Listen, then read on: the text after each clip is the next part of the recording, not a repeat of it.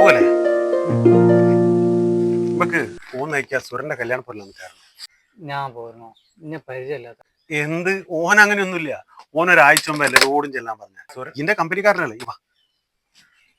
ഇനി ഇത് ആളുണ്ടാകില്ല എന്ന് പറഞ്ഞിട്ട് 50 കിലോ അരിന്റെ ചോറ് തീർന്നു.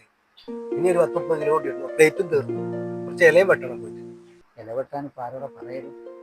ഞാൻ ഇത്രയും പ്രതീക്ഷിച്ചില്ല എന്ന് പറഞ്ഞാൽ ഇത് എല്ലാ ആൾക്കാരോടും ഒരാഴ്ച മുന്നേ വരണേ എന്ന് പറഞ്ഞിട്ട് അങ്ങനെയല്ലേ. കാര്യം ചെയ്യും. നിങ്ങളൊന്നും ഇവിടെ നിൽക്കി. ഞാനേ ഒന്ന് മെല്ലെ പുറത്തേക്ക് പോകാനൊന്നും നടക്കൂല. അറിഞ്ഞൂടാ കൈകാര്യം ചെയ്യുന്നത് ചെല്ലി. ഒരാഴ്ച മുമ്പ് അങ്ങ് വീട്ടിലെത്തണേ.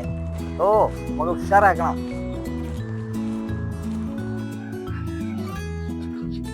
ഈ എങ്ങോട്ടാ പോന്നേ? ഒന്ന് പുറത്തോളം പോവുക. എല്ലടോ കല്യാണക്കാരനെ ഈ എന്നെ ഇങ്ങനെ പുറത്തേക്ക് പോണോ?